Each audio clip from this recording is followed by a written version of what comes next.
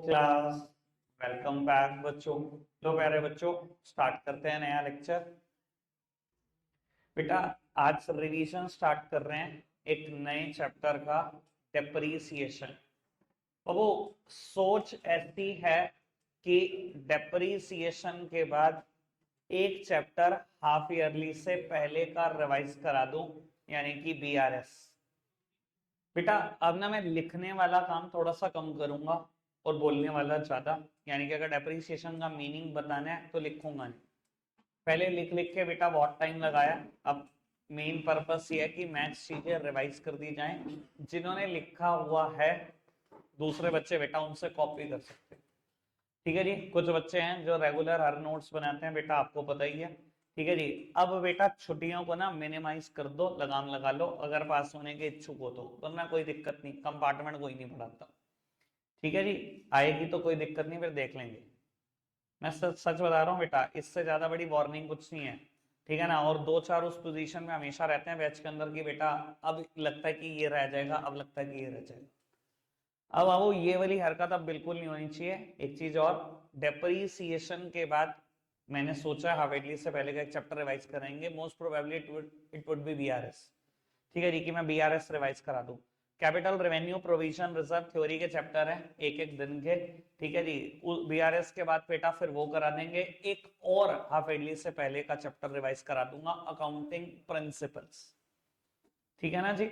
फिर बेटा जब फाइनेंशियल स्टेटमेंट शुरू करेंगे तो फाइनेंशियल स्टेटमेंट और फाइनेंशियल स्टेटमेंट विद एडजस्टमेंट ये दोनों साथ ही करेंगे, खत्म। ठीक है जी। फिर देख लूंगा फेडली से पहले का कोई और practical chapter, then incomplete record, और जितना टाइम बचेगा फिर उस हिसाब से देख लेंगे और क्या करा सकते हैं। ठीक है जी। अपना पर्पस यही है कि मैथ्स चीजें रिवाइज हो जाए, पर हाफ ईयरली के बाद का पोर्शन अच्छे से रिवाइज हो जाए, क्योंकि 80 मार्क्स के पेपर में कम से कम 50 नंबर इसी के होंगे। ठीक है जी।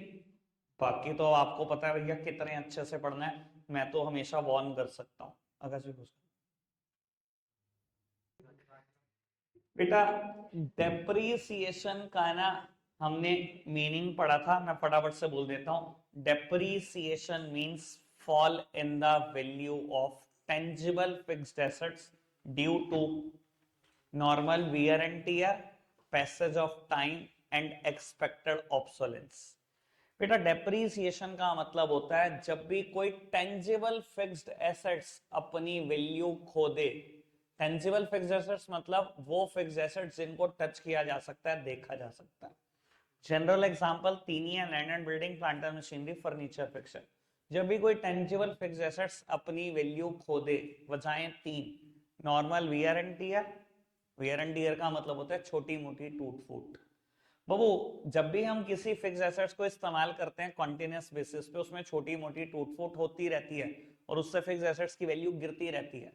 ठीक है ना जी। अब मैं कहता हूं भैया हम चेयर को इस्तेमाल कर रहे हैं, ये बिल्कुल उस कंडीशन में नहीं है जिस कंडीशन में लेके आए थे। छोटी मोटी टूट फूट भी हो रही है और कहीं ना कहीं बेटा बहुत सारे स्क्रैच भी आ रहे हैं। क्या बेटा फिक्स एसेट्स की वही वैल्यू है, इस फर्नीचर की वही वैल्यू जिस वैल्यू पे मैं खरीद कर लाया था? नहीं, इसने वैल्यू खोनी शुरू कर दी। वजह क्या है? Normal wear and tier. ठीक है जी। मैं बैच में भी दो बार एग्जांपल दे चुका हूँ इस चीज का। बेटा जब भी मैंने बिल्डिंग बनाई थी, जो वैल्यू थी, लैंड की बात नहीं कर रहा हूँ, सिर्फ बिल्डिंग की बात करूँ, क्या बिल्डिंग की एग्जैक्टली सेम वैल्यू मुझे मिल जाएगी जिस प्राइस पे मैंने बनाई थी? क्या बिल्कुल सेम कंडीशन में है? बेटा अगर आप देखोगे तो जो किनारियां हैं, किनारियां तो लगभग हर जगह से छोटी मोटी टूट फूट गई है। ठीक है जी। और ये आपके घरों में भी होगा। जब भी हम फिक्स एसेट्स को इस्तेमाल करेंगे बेटा, छोटी मोटी टूट फूट होगी होगी, उसकी वजह से कहीं ना कहीं फिक्स एसेट्स की वैल्यू गिरेगी गिरेगी। वियर एंड टियर समझ में आता है। दूसरा पैसेज ऑफ टाइम। बेटा कई चीजें अपने इस्तेमाल करने से नहीं, टाइम पास होने के साथ साथ अपनी वैल्यू खो देती है। ठीक है ना जी। जैसे कि मैं एक बात करूं, आप कोई मोटर व्हीकल है, ठीक है जी, खरीद कर लाए और बेटा घर लाकर रख दिया।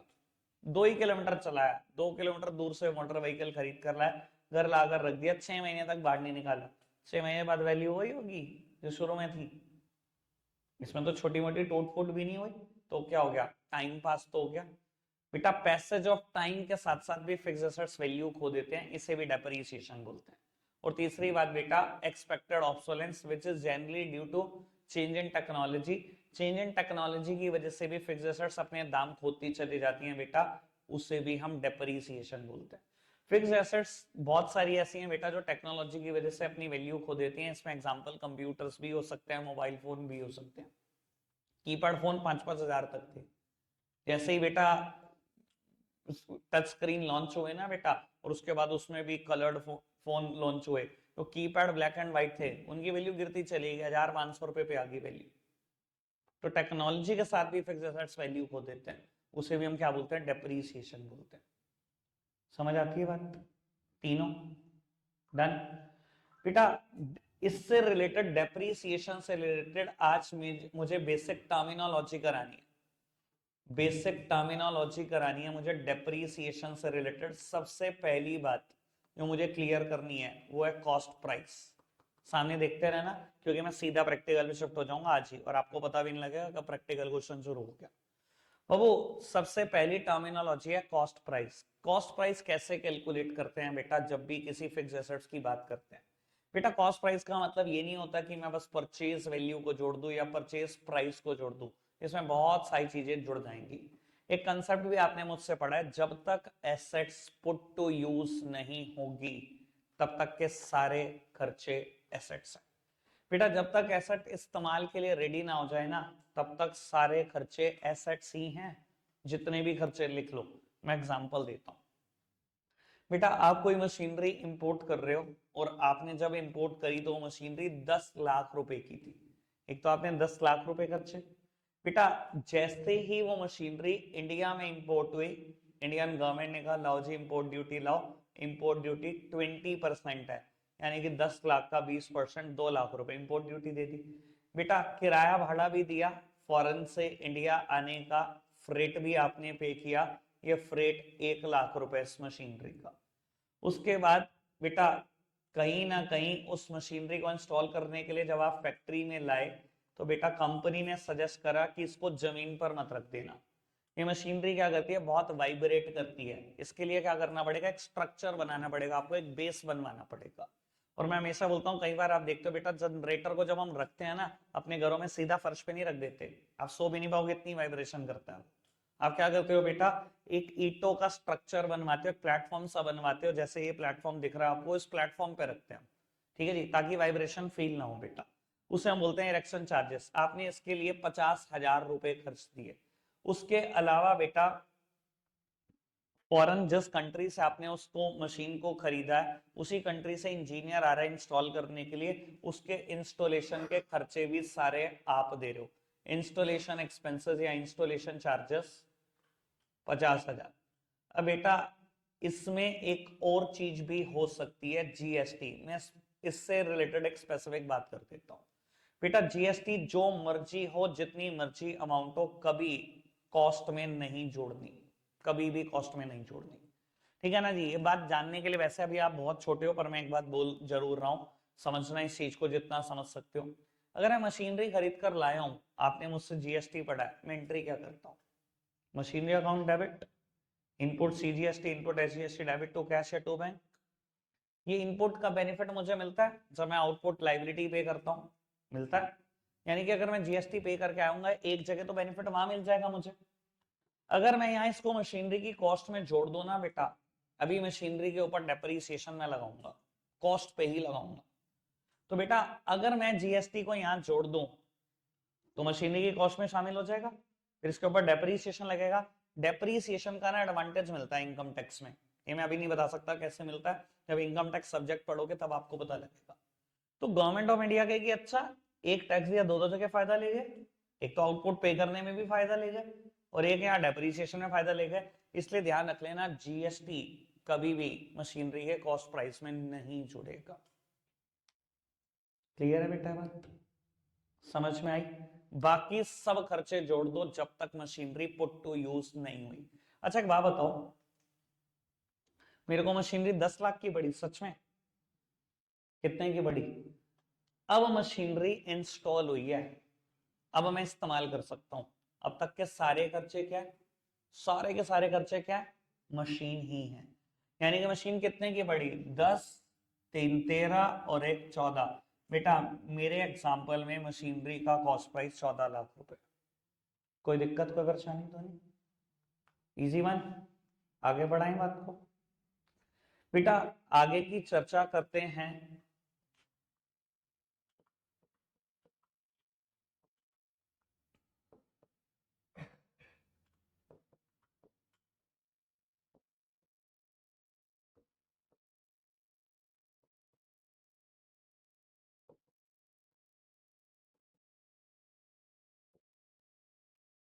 बेटा बेसिक टर्मिनोलॉजी में दूसरी बात, एस्टिमेटेड स्क्रैप वैल्यू और एस्टिमेटेड रेसिडुअल वैल्यू।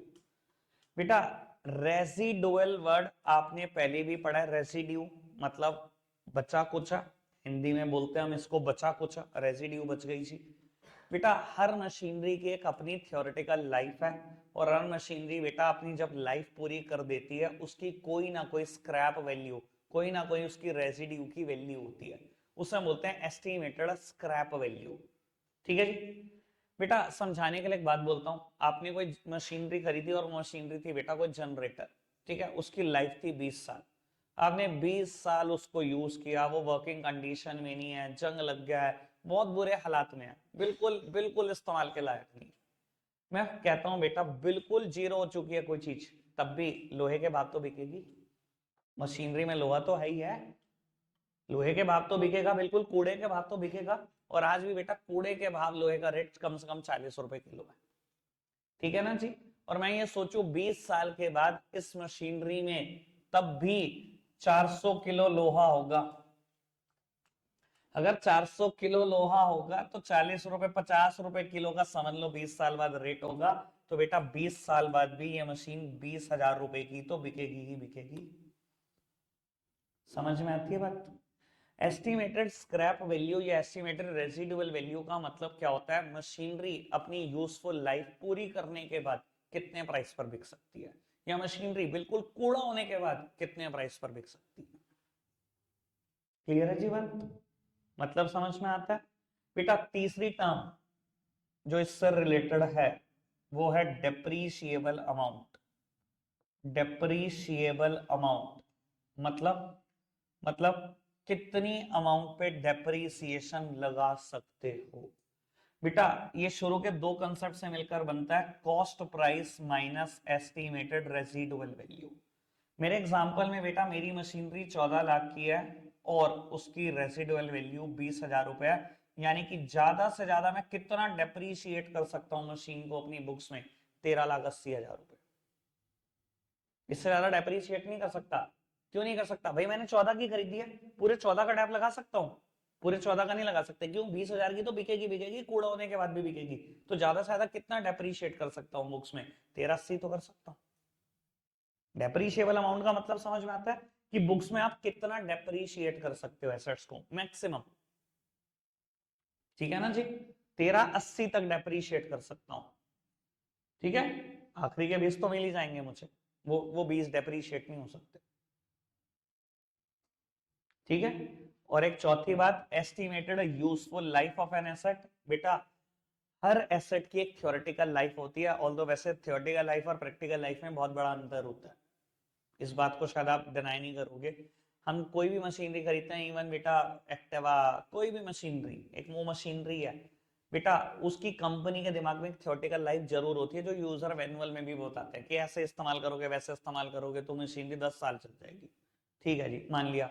मैंने तो ऐसे भी लोग देखे हैं बेटा जो 20-30 साल चला देते हैं। भाई हमें आरसी मिलती है टू व्हीलर की 20 साल के लिए मिलती है, यानी कि कंपनी के दिमाग में है उसकी 20 साल की लाइफ है। ऐसे बंदा नहीं देखा आपने जिसने 20 से ज्यादा साल चला दिया हो, 80 से ज्यादा चला दिया हो। पता होगा, लड़कों को तो बहुत अच्छे से पता होगा। ठीक है ना जी। भैया आपने देखी है कि मतलब अगर फोर व्हीलर की आरसी की बात करूं मैं, पेट्रोल व्हीकल है तो 15 साल की आरसी मिलती है। ठीक है जी, डीजल पे 10 साल की मिलती है, 15 साल के बाद 5 साल एक्सटेंड भी करा सकते हो, पता है आपको। आरसी पूरी कर दी कार ने मेरी, 5 साल की मैं आरसी एक्सटेंड करा सकता हूँ, लोकली चला सकता हूँ, चला सकता हूँ ना। यानी कि ये तो मानते हो कंपनी लाइफ 15 साल मानती है ना। प्रैक्टिकल लाइफ अलग होती है ना, आरसी पूरी हो जाती है, थ्योरेटिकल लाइफ पूरी हो जाती है, तब भी प्रैक्टिकल लाइफ कई चीजें चल रही होती हैं। मैं आज भी जानता हूँ पल्सर का सबसे पुराना मॉडल, सिल्वर कलर की पल्सर आती थी, आज भी मैं देखता हूँ सड़कों पे कई बार दिख जाती है, और मुझे लगता है कितना पुराना व्हीकल है ये। ठीक है ना, डिस्कवर बाइक सबसे पुराना मॉडल, कितनी बार सड़क पे दिख जाता है, मुझे लगता है यार ये कितना पुराना है। ठीक है ना जी। तो वो होती है estimated useful life of an asset, जो कंपनी बताती है, जो थ्योरेटिकल लाइफ कंपनी बताती है। ठीक है, चार टर्म बिल्कुल क्लियर। बेटा डेप्रीसिएशन के ना दो मेथड हमें करने हैं, सामने देखते रहेंगे सर, बिल्कुल डिस्टरबेंस नहीं चाहिए अभी।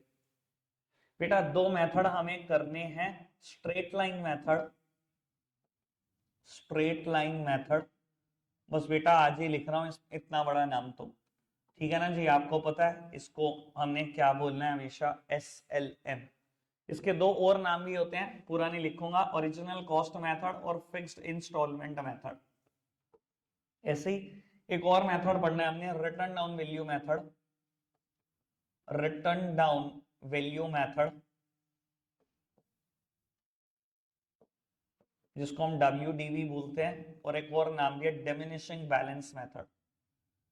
बेटा बहुत सारे बच्चों के ना पीरियोडिक में ये आ रहा है, तो उतने सीरियस लो कि हम पीरियोडिक में 25 में से कम 20 बना सके, ताकि हमें फाइनल में ज्यादा स्ट्रगल ना करनी पड़े।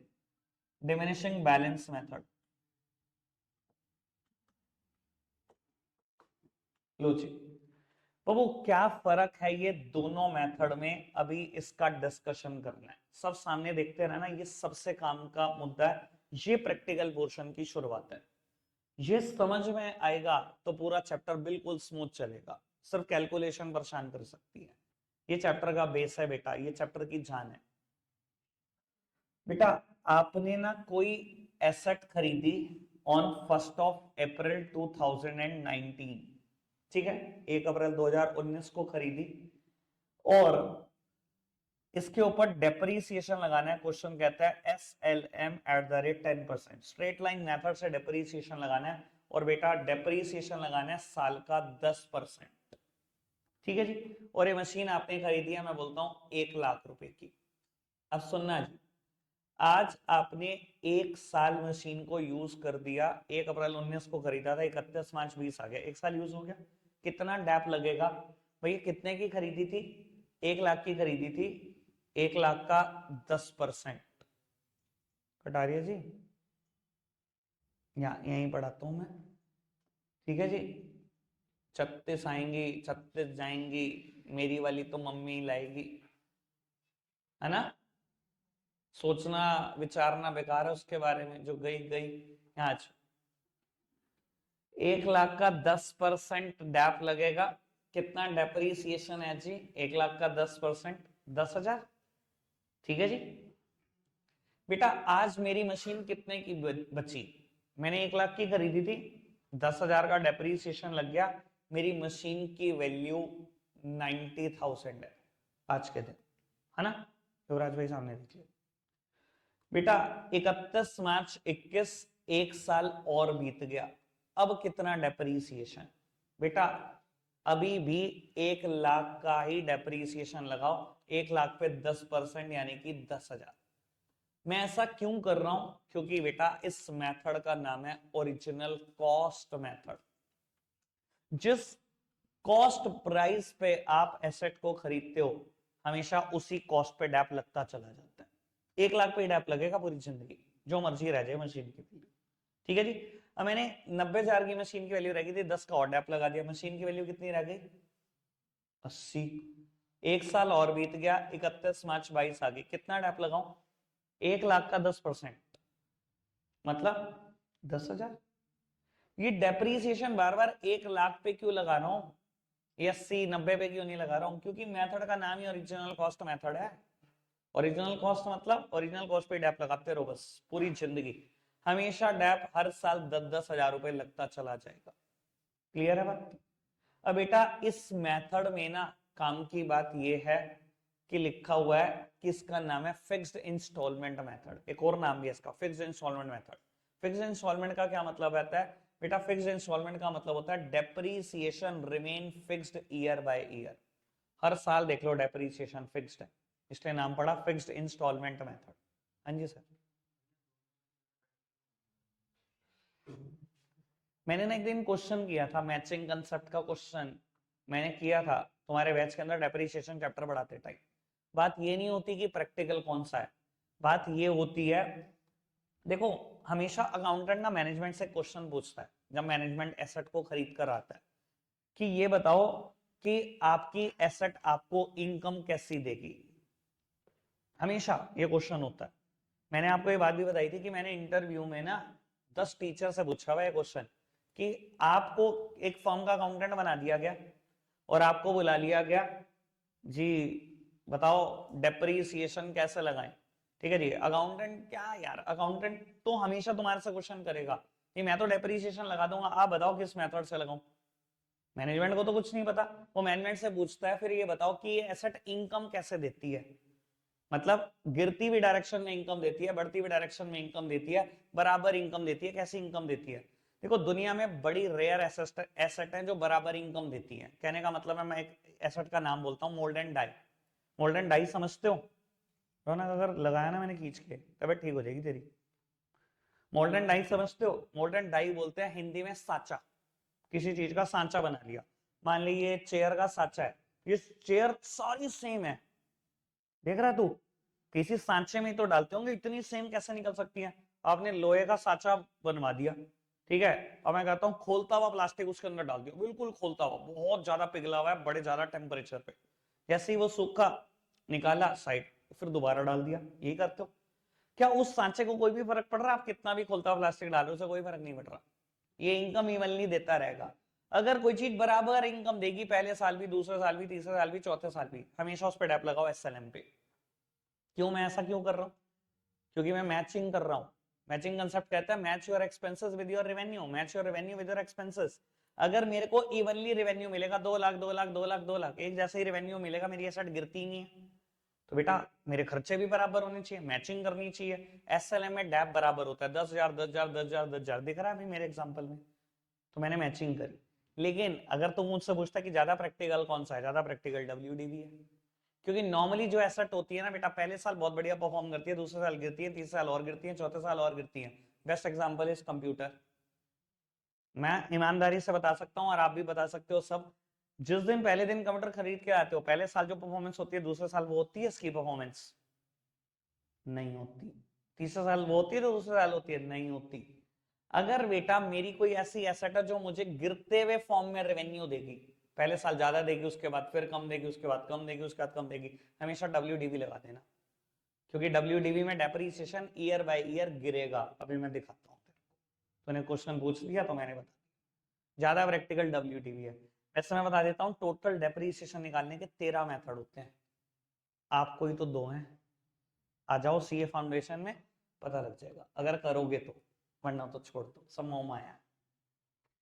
बढ़ाएं आगे बात को। अभी फिलहाल 2 बातें ये वाली डन, और एक तेरी थ्योरी की बात बता दी मैंने। अब मैं आ रहा हूं, सेम एग्जांपल ले रहा हूं, सामने देखते रहना बेटा। 1 अप्रैल 2019 आपने 1 लाख रुपए की एक एसेट खरीदी, लेकिन इस बार क्वेश्चन कहता है WDV at the rate 10% per annum पे डैप लगा दो, मतलब return down value at the rate 10% पे डैप चाहिए हमें, ठीक है जी। मशीनरी ने 1 साल पूरा कर दिया, 31 मार्च 20, इस साल का डेप्रिसिएशन लगना चाहिए, किस पे लगना चाहिए? और कोई ऑप्शन नहीं है, 1 लाख पे ही लगना चाहिए। 1 लाख का 10% डैप लगाया, यानी कि 10,000 डैप लग गया। मेरी मशीन की वैल्यू कितनी बची? 1 लाख की थी, 10 का डैप लगा 90। बेटा अगले साल फिर बीत गया, अब कितना डैप बेटा? 90 पे 10%। ये 90 पे क्यों 10%? बेटा मेथड का नाम है रिटर्न डाउन वैल्यू। ये जो रिटर्न डाउन वैल्यू आएगी ना, हमेशा डैप उस पे लगाना है, जो गिरी हुई वैल्यू आएगी, ठीक है जी। मैंने 90,000 पे डैप लगाया, 10% डैप लगा, 9,000, वैल्यू कितनी बची? 81,000। अब किस पे डैप? 81,000 पे रिटर्न डाउन वैल्यू पे डैप, और 10% डैप कितना लगेगा? 81,100, ठीक है जी। वैल्यू कितनी बची? 72,900। किस पे डैप? 72,900 पे डैप, 72,90। सर इस मेथड का दूसरा नाम था diminishing balance method. Why it is said to be diminishing balance method? Because depreciation diminishes year by year, हर साल डेप्रिसिएशन गिरता है, हर साल, ठीक है ना जी। ज्यादातर दुनिया में एसेट ऐसी हैं, पहले साल बढ़िया परफॉर्म करती हैं, दूसरे साल कम बढ़िया, तीसरे साल उससे कम बढ़िया, चौथे साल और कम बढ़िया। ये कैमरा है ना भैया, पहले साल इसका विजन बहुत क्लियर था, इसने मुझे ज्यादा ही रेवेन्यू दिया होगा पहले साल कमा के, दूसरे साल वो रेवेन्यू गिरा होगा, तीसरे साल और गिरेगा। तो अगर मेरी एसेट ऐसे ही परफॉर्म कर रही है, मुझे डेप्रिसिएशन कैसे लगाना चाहिए इस कैमरा पे? Return on value. क्लियर है बात? समझ में आती है? एक बात और बोल देता हूं, मैंने वैसे इनके दोनों के नाम के मतलब बताए, इन तीनों के नाम के मतलब बताए बेटा। एसएलएम मेथड में ना एक और बात बोल रहा हूं मैं, एसेट्स में lead to zero. Asset zero हो सकती है, जीरो हो सकती है कैसे? अगर मैं कहूं इसकी कोई एसएलएम, इसकी कोई रिटर्न सॉरी रेसिडुअल वैल्यू मुझे क्वेश्चन में गिवन नहीं है, 1 लाख के कॉस्ट प्राइस पे खरीदा, 10% डैप है, पहले साल 10 का डैप लगा, दूसरे साल 10 का, तीसरे साल 10 का, चौथे साल 10 का, 10 सालों तक अगर 10-10 का डैप लगाऊं, जीरो हो जाएगी? जीरो हो जाएगी? सर इसको जीरो करके दिखाओ। ज्यादातर सिचुएशन ऐसी है कि डब्ल्यूडीबी में एसेट की वैल्यू जीरो नहीं होती, कैलकुलेटर लेकर बैठ जाओ, 100 साल में भी जीरो नहीं कर पाओगे इसको। क्योंकि अभी क्या होगा, अगले साल डैप लगेगा, वैल्यू बचेगी 65610, डैप लगेगा 6561, उसके बाद अगले साल से पॉइंट में डैप चला जाएगा। आप 100 साल तक लगाकर देख लेना, 10% डैप एसेट जीरो नहीं होगी है, पॉइंट में कोई ना कोई इसकी वैल्यू जरूर बचेगी। तो डब्ल्यूडीवी एक ऐसा मेथड है जिसमें एसेट्स की वैल्यू जीरो नहीं होती। एसएलएम एक ऐसा मेथड है जिसमें एसेट की वैल्यू जीरो हो सकती है, मैं ये नहीं कह रहा हूं हमेशा होगी, अगर कोई रेसिडुअल वैल्यू होगी इसकी तो जीरो ये भी नहीं होगी। क्लियर बात? Easy one. बढ़ जाए आगे बेटा। अगर अब मैं शुरुआत करने जा रहा हूं एसएलएम मेथड से ही, क्वेश्चन को शुरू कर रहे हैं, ठीक है? आप सामने देखना, मैंने एक बात और बोलनी है और फिर सीधा मैं एक एग्जांपल लिख रहा हूं। Straight line method, SLM method, दूसरा नाम ओरिजिनल कॉस्ट मेथड, तीसरा नाम फिक्स्ड इंस्टॉलमेंट मेथड। बेटा स्ट्रेट लाइन मेथड में अगर कभी डेप्रीसिएशन निकालना हो, किस साल कितना डेप्रीसिएशन लगेगा, तो उसके दो रास्ते हैं। एक तो सबसे अच्छा और सबसे प्यारा रास्ता तो यही है कि क्वेश्चन ये रेट बता दे मुझे, सबसे अच्छा काम तो यही है। अगर क्वेश्चन ने बता दिया 10% पर एनम डैप लगना है, या 20% या 15% या 8%, जो भी क्वेश्चन देगा वो तो सबसे बढ़िया, इससे तो आसान कोई तरीका ही है। अगर क्वेश्चन पेपर में मेरे डेप्रीसिएशन का रेट ही नहीं दिखाया, तो मैं डैप कैसे निकाल सकता हूं? एसएलए में डैप निकालने का एक और तरीका भी होता है बेटा। डैप कैसे निकाल सकते हो? Cost price minus estimated residual value upon estimated useful life of an asset. लो जी, मैंने बहुत बड़ा शॉर्टकट लिख दिया, क्योंकि इतना बड़ा मेरा लिखने का मूड नहीं है अभी, ठीक है ना जी? बहुत बार समझा दिया मैंने, ठीक है जी। Cost price minus estimated residual value upon estimated useful life of an asset, ठीक है जी। वैसे भी आपकी नॉलेज के लिए मैं इसको रीडिंग करना सिखा दूंगा, अगर आप थोड़ा सा भी मेरे को भी आज सुना है आपने, cost price minus estimated residual value, इसको मैं थोड़ी देर पहले डेप्रीशिएबल अमाउंट के नाम से जान रहा था, इसे मैं थोड़ी देर पहले डेप्रीशिएबल अमाउंट बोल रहा था। अच्छा मेरा एग्जांपल ही कंटिन्यू करते हैं। मैंने एक एसेट खरीदी 14 लाख की, ठीक है? उसकी लाइफ है 20 साल या 10 साल समझ लो, ठीक है? 10 साल लाइफ है, और 10 साल के बाद ये 20,000 रुपए की तो बिकेगी बिकेगी, कुछ कर लूं तो ज्यादा से ज्यादा कितना डेप्रीशिएट करूं बुक्स में? 13,80,000, 13,80,000। और मैं कहूं इसकी लाइफ 10 साल है, तो हर साल कितना डेप्रीशिएट करूं? 1,38,000 कर दो, 1380 डिवाइडेड बाय 10, 138 कर दू। और हमेशा ध्यान रखना ना, ये डेप्रीसिएशन पर एनम कैलकुलेट होगा, मतलब एक साल का होगा। अब मैं पहले साल 138 से कम करूंगा एसेट को, दूसरे साल 138 से, तीसरे साल, चौथे साल, पांचवें साल, 10वें साल तक कितना खत्म कर दिया मैंने? हर साल 138 खत्म किया, तो 10 साल में कितना खत्म कर दिया? 1380, 20 की तो बिक्री है वो। तो रीड करना है, डेप्रीशिएबल अमाउंट को अगर यूजफुल लाइफ से डिवाइड कर दूं मैं, तो बेटा एक साल का डैप आ जाता है। क्लियर है बात? ठीक है, या तो ये या तो ये पेपर में पक्का होगा, अगर एसएलएम से क्वेश्चन करवाना चाह रहे तो, ठीक है? 99% केसेस में ये, लेकिन बुक में इक्का दुक्का शुरू के 8 इलस्ट्रेशन में एक इलस्ट्रेशन ऐसा भी है जिसमें हमने ये फॉर्मूला लगाया, ठीक है? 8 इलस्ट्रेशन डिवाइडेड है, 8 SLM, 8 WDV, 8 provision for dep method, ठीक है पुत्र जी? चलो जी, श्री गणेश करते हैं एसएलएम मेथड से। मेरे साथ साथ पहला एग्जांपल लिखेंगे, जल्दी से लिख दो फटाफट से।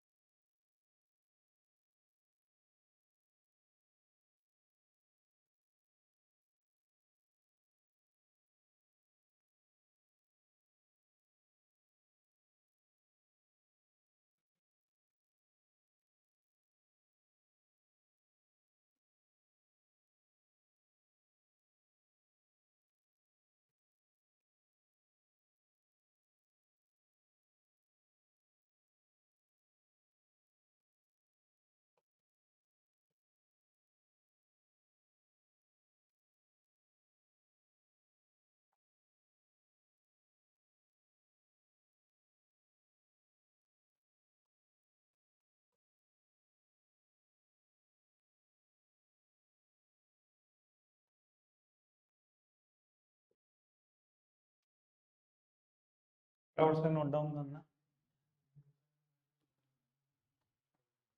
दूर से दूर तक भी कोई दिक्कत आपको लग नहीं रही होगी क्वेश्चन पढ़ते टाइम, पर मैं आपको एक बात बता देता हूँ कि बाद में आपको डेट में और कैलकुलेशन में इतना फंसा देगा कि आपको लगेगा ऐसे क्वेश्चन हम कर ही नहीं सकते। पर बेटा बात बड़ी सिंपल सी ये है, कभी डेट फंसाए आपको मैं हमेशा बोलता हूँ नंबर लाइन बनाना शुरू कर दो। ठीक है, आज आसान क्वेश्चन से शुरुआत कर रहा हूं, आज आपको लगेगा जरूरत नहीं है, मुश्किल में बनेगी नहीं, तो आज से ही हैबिट बना लो, जब भी डेप्रिसिएशन का क्वेश्चन आएगा मैंने नंबर लाइन बनानी ही बनानी है। ठीक है जी। और बेटा आप 2-4 क्वेश्चन मुझे देखो कि मैं कैसे करता हूं, आपको खुद ब खुद नंबर लाइन बनानी आ जाए, कितनी मुश्किल चीज नहीं। 1 अप्रैल 2022 कंपनी ने मशीन खरीदी, मैंने नाम ले दिया M1। ठीक है जी, क्योंकि आगे जाके 2 मशीनें 3 मशीनें खरीदेगी तो मैं हमेशा M1 M2 M3 M4 ऐसे नाम दूंगा। 1 लाख रुपए की, सुनो जी अभी सुन लो, पहली मशीन खरीदने की डेट हमेशा नंबर लाइन की शुरुआत होती है। पहली मशीन खरीदने की डेट नंबर लाइन की शुरुआत होती है। अगर ये 1 अगस्त 2022 को खरीदी होती तो 1 अगस्त 2022 लिखा होता मैं। ठीक है जी। और जब तक मुझे अकाउंट्स बनाने हैं, जब तक बिल्कुल आखिरी डेट तक, वो बेटा एंड होगा। मुझे 31 मार्च 24 तक अकाउंट्स बनाने हैं, क्योंकि मुझसे मशीन अकाउंट 2 सालों का मांगा गया। 22 23 और 23 24, 23 24 कहां खत्म होगा पता है सबको, 31 मार्च 24। ठीक है जी, शुरुआत कहां होगी अंत कहां होगा पता लग गया नंबर लाइन का। बीच में जितने फाइनेंशियल ईयर आएंगे सब स्टॉपेज है मेरे। ठीक है जी। अब बेटा पहला फाइनेंशियल ईयर खत्म होगा 31 मार्च 23 को, मेरा स्टॉपेज है। दूसरा खत्म ही यही हो रहा है 31 मार्च 24 को, मेरा स्टॉपेज पहले से ही है। ठीक है जी। मैंने 1 लाख की मशीन खरीदी, 10% SLM पे डैप लगाने। 1 लाख का 10% 10,000, 1 लाख का 10% 10,000। चाहे मशीन यहाँ 90,000 की बेची थी, क्योंकि डैप ओरिजिनल कॉस्ट पे लगता है, इसलिए मैं कभी यहाँ रिटर्न डाउन वैल्यू निकालूंगा ही नहीं। मैं रिटर्न डाउन वैल्यू सिर्फ रिटर्न डाउन वैल्यू मेथड में निकालूंगा, SLM में कभी रिटर्न डाउन वैल्यू देखूंगा ही नहीं क्या बच रही है। ओरिजिनल कॉस्ट पे डैप लगाने लगाते जाओ। ठीक है जी। नंबर 9 पूरी होगी। अब आपको लग रहा होगा क्या जरूरत थी इसकी, कोई नहीं बेटा, आपको नहीं लग रहा थोड़े दिन बाद पता लग जाएगा। मेरा एक्सपीरियंस ये है कि करना चाहिए यूज, क्योंकि मुश्किल क्वेश्चन में बनानी नहीं आएगी आपको। आधे से ज्यादा का ना मैं देख रहा था लास्ट टाइम में चैप्टर खत्म होने वाला था, इतना कॉन्फिडेंस नहीं था कि नंबर लाइन सही करते। तो भैया पहले कॉन्फिडेंस आसान क्वेश्चन में ही आता है, वहां बनाया करो। ठीक है ना। आप यहां पर पता है क्यों होते हो, क्योंकि आपको अपना लर्निंग साइकिल छोटा करना है। अगर मैंने कोई चीज 25 दिन में सीखी है, महीने भर में सीखी है, सालों में सीखी है, तो आप वो चीज कुछ दिनों में सीखना चाहते हो और मुझसे कम दिनों में सीखना चाहते हो, तभी तो यहाँ हो। तो मैं बता रहा हूँ भैया मैंने सालों में सीखी है ये चीज, कि कभी अगर आपको डेट फंसाएगी हमेशा नंबर लाइन बनवा दूंगा मैं। ये आपके लिए आसान कर रहा हूँ अब बात, क्लियर है बात। चलो जी बेटा, मैंने नंबर लाइन प्रिपेयर कर ली, मशीन अकाउंट बनाते हैं। कोई भी अकाउंट दिखने में कैसा होता है, टी शेप बना दिया जी, टी शेप इसको। बेटा left hand side is the debit side, sure है, सुन ले पहले। किसी भी अकाउंट में लेफ्ट हैंड साइड क्या होती है बेटा, debit side. Right hand side क्या होती है किसी भी अकाउंट की, क्रेडिट साइड। बेटा ईच साइड 4 कॉलम, हर साइड में हमेशा 4 कॉलम होंगे। डेट, पर्टिकुलर्स, जेएफ और अमाउंट। डेट, पर्टिकुलर, जेएफ और अमाउंट। जेएफ का कॉलम क्योंकि हम शुरू से बनाते आ रहे हैं, हमें पता है कि इसका प्रैक्टिकल लाइफ में जरूर कुछ ना कुछ यूज है। जब हम थ्योरेटिकली सिर्फ 11-12 पढ़ने के लिए कर रहे हैं, जेएफ के कॉलम का कोई यूज नहीं है, तो मैंने उसको छोड़ दिया। ठीक है जी, बुक ने भी छोड़ दिया, मैंने भी छोड़ दिया। Date, particular, amount, date, particular, amount, हम इस साइड 3-3 कॉलम बना रहे हैं। डेट का कॉलम इतना ही छोटा रखना कि डेट आ जाए, अमाउंट का कॉलम इतना ही छोटा रखना कि 6 डिजिट 7 डिजिट अमाउंट हो तो वो आ जाए, 7 डिजिट लिखनी हो तो वो लिखी जाए, बाकी सारी जगह पर्टिकुलर्स को दे दो। सेम वे यहां पर डेट, पर्टिकुलर्स और अमाउंट। तो पहला कॉलम डेट का है मेरा, बस इतना ही छोटा कॉलम है कि डेट आ जाए, सारी जगह मैंने पर्टिकुलर्स को दे दी। और third column is of amount, date, particulars और अमाउंट। ठीक है जी। मैंने मशीन खरीदी बेटा 1 अप्रैल 2022। पीयूष क्या एंट्री की होगी? मशीन खरीदी, एंट्री क्या की होगी बेटा? जर्नल एंट्री मैंने की होगी मशीनरी टू कैश, लेकिन पुत्र कंपनी जब खरीदती है, कंपनी को नगद खरीदना कुछ अलाउड नहीं होता, वो करते हैं मशीनरी टू बैंक।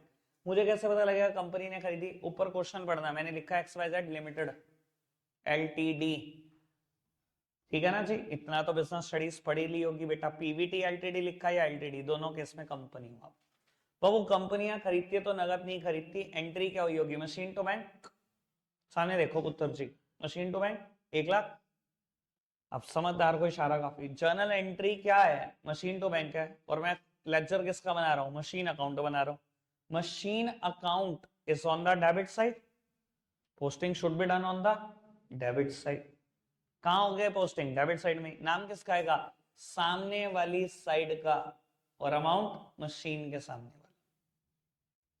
ठीक है जी। तो बाबू मैंने पोस्टिंग कर दी है 1/4/2022 टू बैंक अकाउंट। मशीन के सामने अमाउंट लिखा था मेरा 1 लाख, चिपका दिया। ठीक है जी। साल खत्म हो गया, आज 31 मार्च, मान लो 23 आ गई। डेप्रीसिएशन की एंट्री क्या होती है अर्षित? इस मशीन पे डेप्रीसिएशन लगा, एंट्री डेब्ट टू मशीन। बेटा दुनिया के सारे खर्चे, सारे नुकसान डेबिट होते हैं, नॉमिनल अकाउंट बोलता था, है ना। डेप्रीसिएशन अकाउंट डेबिट, नुकसान ही तो है। अगर मेरी फिक्स एसेट्स की वैल्यू गिर रही है तो फायदा हो सकता है आपका, नुकसान है, डेबिट कर दो। और इसकी वजह से मेरी एसेट की वैल्यू खो रही है तो एसेट हमेशा डेबिट होती है, अगर उसकी वैल्यू गिर रही है तो क्रेडिट कर। ठीक है, 10,000 का डेप्रीसिएशन लगा। मशीन कहां पर है जर्नल एंट्री में? On the credit side, posting should be done on the credit side. नाम किसका आएगा? सामने वाली साइड का। तो बेटा क्रेडिट साइड में क्या लिखूंगा? By depreciation account. आओ जी बेटा, ये रही क्रेडिट साइड, और क्रेडिट साइड में मैंने लिख दिया बाय डेप्रीसिएशन अकाउंट। कितना डेप्रीसिएशन? 10,000 रुपए।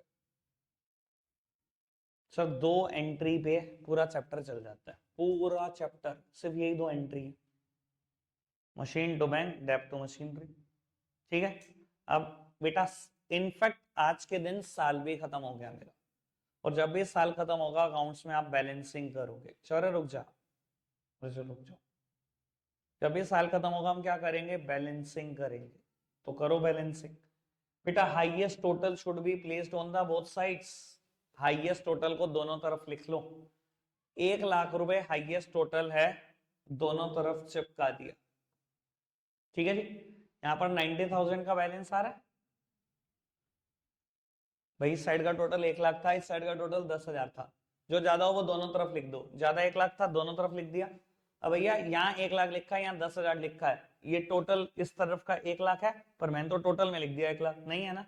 तो 90,000 बैलेंस ही तो आएगा, बैलेंस आएगा बाबू। बैलेंस हमेशा आखिरी दिन निकलता है, चाहे टू साइड निकले चाहे बाय साइड, हमेशा वर्ड आना है बैलेंस CD। क्योंकि ये बाय साइड लिखला है तो मैं लिखूंगा by balance carried down, CD मतलब कैरेट डाउन। ठीक है जी।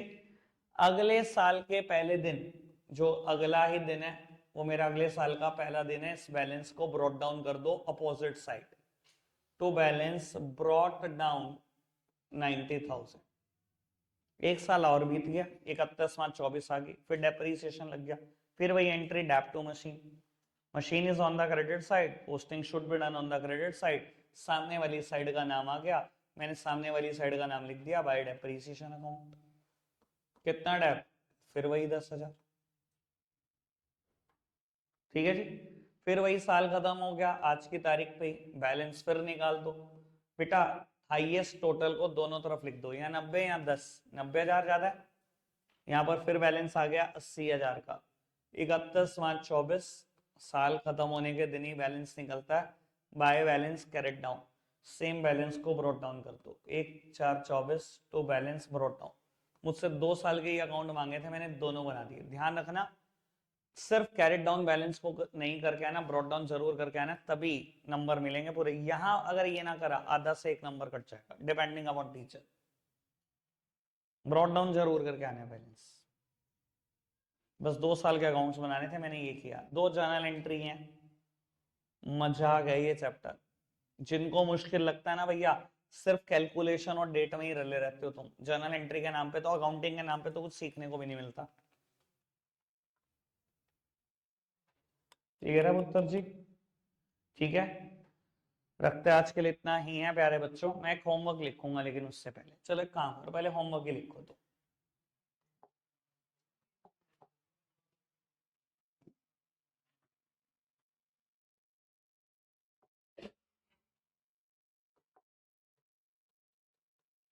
ये नोट डाउन करो बेटा।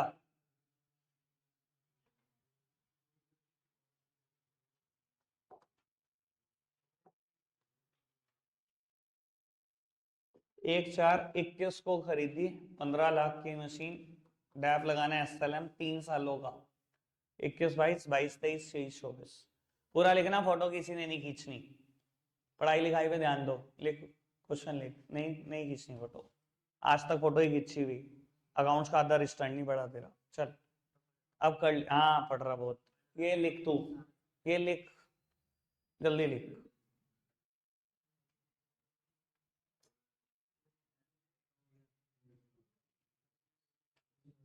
चल रखते हैं, आज के लिए इतना ही है।